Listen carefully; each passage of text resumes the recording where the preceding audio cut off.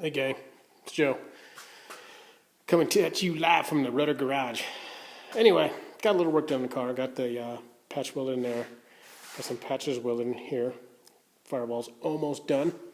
I need to, that's where my gas pedal hole is. I'm going to make a bracket, or I'm sorry, a plug slash bracket for the steering column because that's way too big there. Ford just put a big foam gasket on that and let the steering column slide through that. You get Mustang guys know. I mean, that's a horrible thing. They just punch a hole in it, and the steering column was like, I don't know, 2 inches diameter or something like that, and that's like a 4-inch diameter hole. Yeah. Anyway, I'm gonna take care of that. I'm gonna try to make it all slick and cool and nice.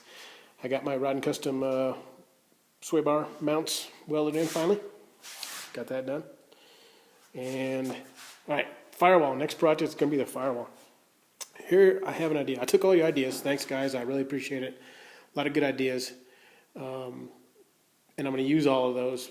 And I'm also going to use this too. I'm going to make a rig, or a jig, I'm sorry, using this angle iron here. I got to cut it down to fit.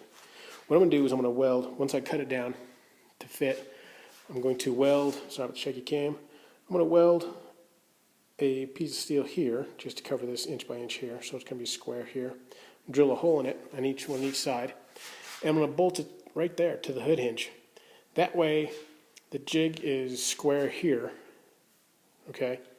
And then I'm going to make pieces. There's going to be two arms I'm going to bolt, or I'm probably going to attach here, make them sliding, and they're going to push against the firewall here. Because my biggest fear is, as you can see this gap right here, that when I cut this, it released the stretch between these three pieces. There's the upper cowl, the lower cowl, which you really can't see. You can see the lower cowl there. Plus, if you guys watch Turbo Cobra's video, you know what the lower cowl is, or any Mustang video where a guy's done cowls. This is the upper cowl. The lower cowl is inside here, and this is the firewall. And they all had this big like L seam that they pinch welded together and then slap some goop on. And I think that's ugly as sin. So what I'm going to do is, actually I'm not going to use this 1/8 inch tape anymore, probably, is I'm going to cut it flush, put the jig in there, and the jig's going to have a couple arms. That's going to be, once I measure it, and the arms are going to press here, like so. I'm going to make 2 of them. The arms are going to press here and press this back. What it'll do is, hopefully, if I do this correctly, it's going to make the firewall square to the car and square to, yeah, it's going to make it square.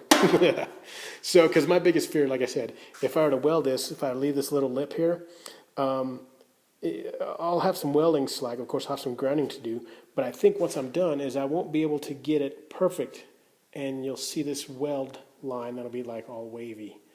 Not to mention, this may be wavy. That's the only way I can think of keeping it square is by making a jig and having it press at certain points as I weld. So I'll probably start back here. I'll cut this all flush. I'll leave this here. I'll cut it square here.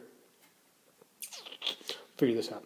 At least from here, I'm going to cut this flush, cut this lip off, and then I'm going to use the jig, like I said, to press the firewall so the firewall square. I don't think this cow's going to go up too much, but if it does, I'll use these pieces. I'll just spot weld it here, like so, or here, and my corresponding jig piece will be like this, and I'll just clamp them together, and I'll just weld like 1 inch here if I have to, and I'll just move the jig down, weld 1 inch here, and then I'll just come in and fill in the gaps where the jig is. That is the plan. That is the plan. At least it'll keep it square. And then I'll go underneath here and finish welding it in. You can barely see, you can barely get to it because there's a lot of crap in the way, I think, yeah. But I'll be able to get in it from the other side, but I think about 60% of my cowl all the way across in the passenger compartment, and I'll finish welding in. And then I'll just grind it smooth, and I think it'll be a done deal, and it'll be nice and smooth. There'll be no break here. Because actually what happened, when the water comes here, there's actually a seal that goes here. So I should be okay. And there's also one that, if I remember right, I'm sorry, yeah, the seal goes right there. So I shouldn't have too much problem with water. Plus this car's not going to see a lot of water unless I wash it and then I'll have, you know, something back here anyway. But you know, I'll put a towel or something back there. I just want that mess gone because it just looks ugly as sin. Like I said, I wish Ford had a better idea. But hey, that was their engineers slapping a car together pretty quick. You can't fault them for that. But yeah, so subframe connectors. JV Chance, sorry I sold them like on Craigslist like 3 days after I posted the video. This is my new idea for subs because of my March 4 link that I showed you guys a long time ago.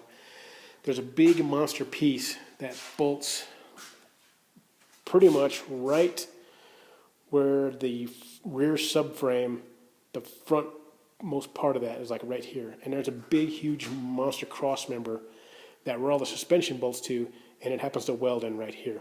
So I couldn't use standard Mustang subframe connectors anyway because of the way the interference, the way that March piece bolts, it goes right to the front of the rear subframe. So there's no way I could have welded anything in there from like chassis engineer or competition engineering or anybody's subs. So I got to make my own, unfortunately. So what I'm going to do is I showed my 2x2 wall tubing there.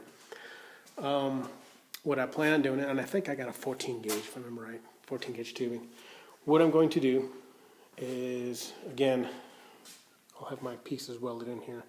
I'm going to cut the bottom of the subframes open on this one. I'm going to slide that subframe into about 6 inches, weld it closed, and I'm going to run it against the floor pan. I'll probably have to notch the floor pan a bit so it'll stick out just a touch, but no big deal. I mean, copper will cover it, and we won't see it obviously, but it'll be covered carpet. And then it's going to go right to this subframe here, which will be connected to the March. So essentially I'll have almost a full framed car all the way through here instead of just having a floor pan as a structure. It should be almost, like I said, a full framed car at that point. We'll see how that goes. I don't think I'll have to notch it to bend these subs. I think it'll go straight back. I'll just weld it right to that, again, that 4-link piece on the back here.